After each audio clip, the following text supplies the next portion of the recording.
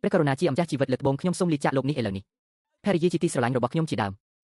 អធិរាជកែដ៏គួរឲ្យស្អប់ខ្ពើមនោះអធិពលធ្នើសៀវភៅនៅក្នុងព្រះបរមរាជវាំងវាមិនមែនជារឿងរបស់អ្នកទេទោះបីជាខ្ញុំស្លាប់ឬអត់ក៏ដោយអ្នកបានខ្លាចជាពឹងផ្អែកលើគាត់សម្លាញ់ឲ្យតើអ្នកមានពេលល្ងាចទេអំដំណើរនរណាម្នាក់ដើម្បីចេញទៅដើរលេងមាន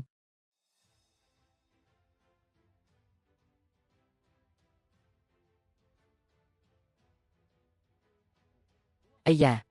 ព្រះច័ន្ទធំហើយមូលណាស់យប់នេះព្រះច័ន្ទយប់នេះធ្វើឲ្យខ្ញុំនឹកឃើញអ្នកនៅក្បែរខ្ញុំយប់ដែលយាងបានជួយសង្គ្រោះប្រពន្ធចុងរបស់ខ្ញុំព្រះច័ន្ទក៏ស្រស់ស្អាតដូចគ្នាដែរមែនទេ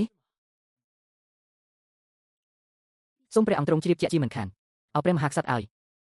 យើងខ្ញុំនឹងធ្វើអ្វីគ្រប់យ៉ាងដែលអាចធ្វើទៅបានដើម្បីការពារមនុស្សជាទីស្រឡាញ់របស់ព្រះមហាក្សត្រសួស្តីតាមពិតទៅអូនសម្លាញ់វាជាអ្នកតើខ្ញុំអាចស្នាក់នៅក្នុងវង្សរបស់អ្នកនៅយប់នេះបានទេខ្ញុំស្រឡាញ់អ្នកខ្លាំងណាស់សូមជួយសង្គ្រោះខ្ញុំ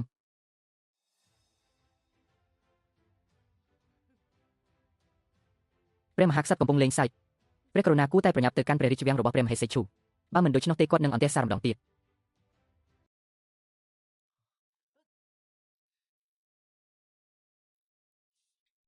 ប្រព្រឹត្តអំពើបាប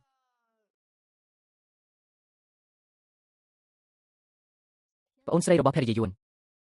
ខ្ញុំនឹងមិនធ្វើអ្វីអ្នកទេព្រះមហាក្សត្រមានបន្ទូលថាអ្នកគឺជាទីទុកចិត្តរបស់ព្រះអង្គគួរឲ្យទុកចិត្តតើអ្នកកំពុងធ្វើអ្វីខ្ញុំត្រូវទៅព្រះបរមរាជវាំងរបស់ព្រះមហាក្សត្រីយានីសូមជួយបង្វែរអារម្មណ៍ព្រះរាជាគុំហេសីឲ្យខ្ញុំផងតើអ្នកចង់បានអ្វីយកចំនួនយោធាមកវិញតើអំណាចយោធារបស់ព្រះមហាក្សត្រីយានីចេញ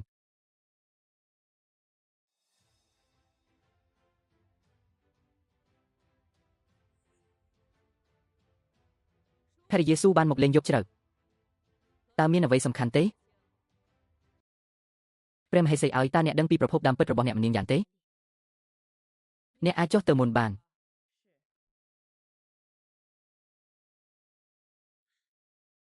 និយាយគំនិតរបស់អ្នកការជ្រើសរើសកាកសំណល់មិនមែនជារឿងងាយស្រួលទេបានចាត់មនុស្សម្នាក់ឲ្យមនុស្សម្នាក់នេះហាក់ដូចជាលេចចេញមកដោយមិនដឹងខ្លួន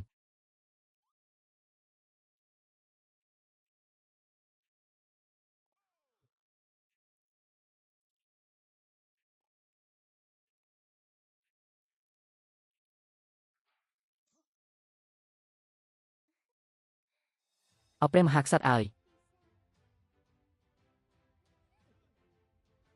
តើអ្នកកំពុងធ្វើអ្វីព្រះករុណាឲ្យតើព្រះអង្គមើលងាយភរិយារបស់ព្រះអង្គទេ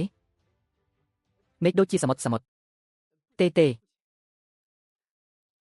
ព្រះករុណាព្រះអង្គមានបន្ទូលត្រូវហើយបើដូច្នោះមែនហេតុអ្វីមិនចាប់ផ្ដើមជាមួយខ្ទឹមបារាំងខ្លះអូយខ្ញុំឃ្លានណាស់ឲ្យគេយកវាមកទីនេះឲ្យលឿនអូទេយឺត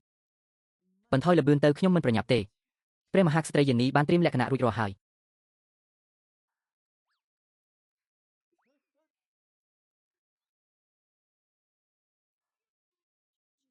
ព្រះករុណាជាម្ចាស់នេះជាស្រាប់ការព្រីងដែលខ្ញុំជាអ្នកថ្មីថ្មោងបានញ៉ាំ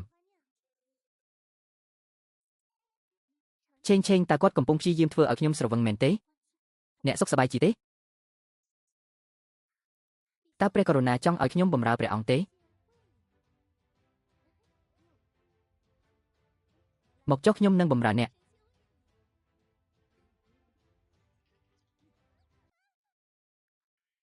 ស្រាលល្អ